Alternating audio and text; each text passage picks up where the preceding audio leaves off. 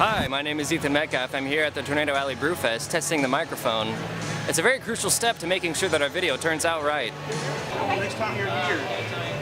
What's your name? Sure, well, this is our second year, and it's a totally new concept of Rotary raising money to help other people. And that's the whole thing of Rotary and the Brew Fest, is to raise money to try to make Wichita Falls a better place to live. And we have done a lot of things over the years. The world is changing, so Rotary's got to change, and that's why we came to do this, trying to interest new and younger members into Rotary by changing our fundraising event. And we chose this because craft beers are becoming a huge part of the beer industry. And instead of having to go to the store, buy a six-pack of beer to see what it's like, and then you don't like it, and you throw 5 of them out, you can come here. We've got over 70 different beers. You can come and try one of them. You can try all 70 and just see if you like it. I'm here with Doug from Audacity Brew House in Denton, Texas. We're trying the Repercussion. Can you tell me about this beer? Absolutely. So Repercussion is our German alt beer. For the kind of more simple, it's German amber. The alt is a special yeast that they use. It's going to be a very malty beer, a little bit of spiciness on the back, but it's also kind of light palated, so you can drink it year round, pretty easy drinking, but with a great craft flavor. Yeah, I definitely taste the maltiness, like you're talking about. So we're drinking here. Absolutely. So now we're trying Sunset. It's our Vienna lager. Okay. So this has, kind of German roots to it. It's going to be very mild. You kind of start with this mild sweetness and graininess to it. Light and easy drinking, but doesn't taste like water. So we're making craft beer. Everything needs to be full flavor. It smells like beer. Yeah, but it doesn't have to be so, over the top that you're going to go to bed afterwards. This is kind of thing, they call them lawnmower beers because you want them out in the sunshine, or you drink it on the porch. Like you drink this all day long out in the sunshine, which Texas has plenty of. Yes. And I think enjoy all day and all season long. What we want people to do is go and let's try a beer or two, take a break, either do the, I don't know the name of it. Jenga, there we go. Yeah, we got those, we got the beanbag throws. So we wanted to give people that they can take a break, get something to eat, play a game, and go try another beer or two. All right. Thank you.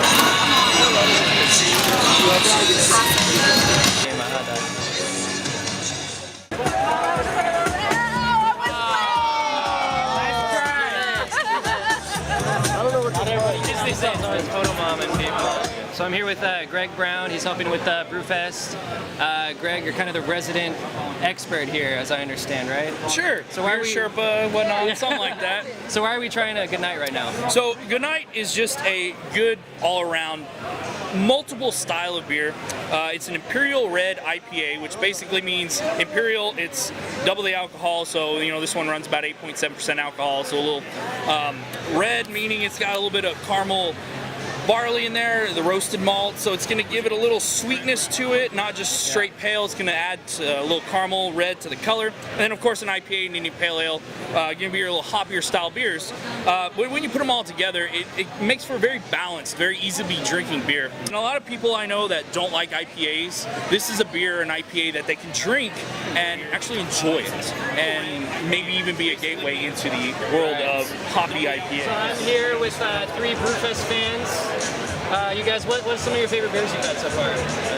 Right now I'm drinking the Philosopher. I think it's really good. Okay, Philosopher. Who's that by? Oh. What was it by? I can't remember. I know. It doesn't matter, it's a good beer. Yeah. So what's typically, why did you guys come out? Was it for like all the variety? Or? I made the shirts. Oh, really? So Okay. I came out. I just like different beers. Cool. The shirt that I'm wearing right now? Yeah, I made that. Oh. We're here, we're at Shannon Brewery. What are we trying now? We're trying Shannon's chocolate stout. Shannon's a recent new brewery out of Keller, and one of the really cool things I like about Shannon is they're kind of doing some old world Irish style ales. Their mash tun and their boil kettle are actually direct fired.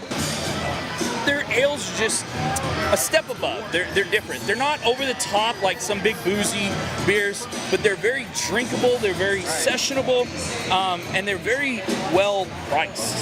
So you said this is kind of an easy drinking, it's good session beer. Yes. Normally I don't think of that as like a stout, Correct. So what makes this one more easy drinking? I mean, when I taste it, it's not one of those big 10-12% alcohol stouts.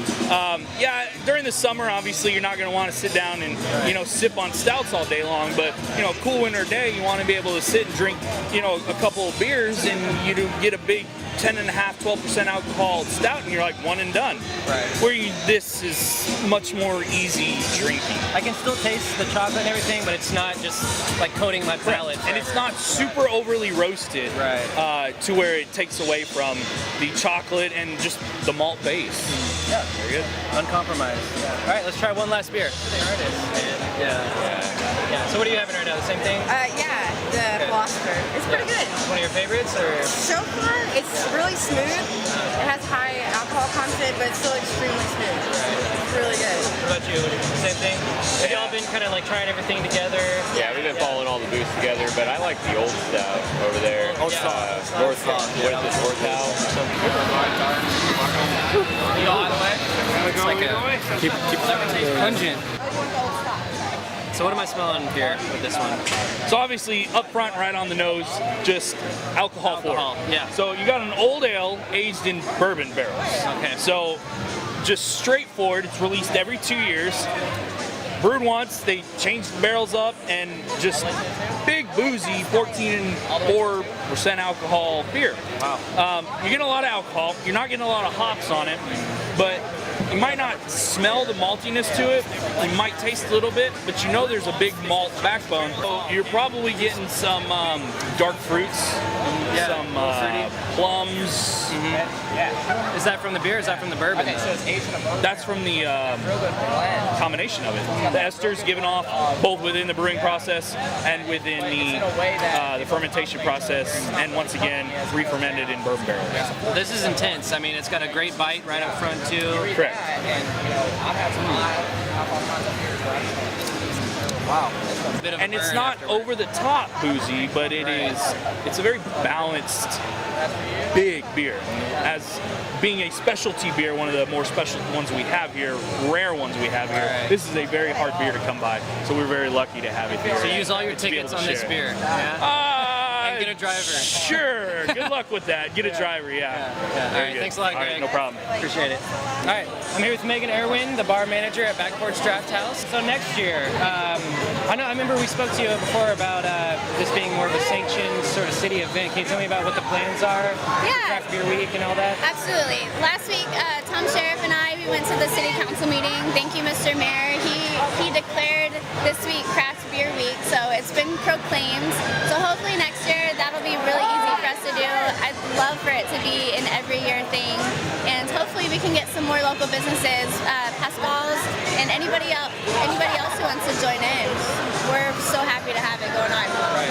So another week of events leading up to it, sort of thing. I hope so. That'd be awesome. More beer, all the time. Absolutely. Yeah. More beer. Sweet. Thanks a lot, man. Thank you.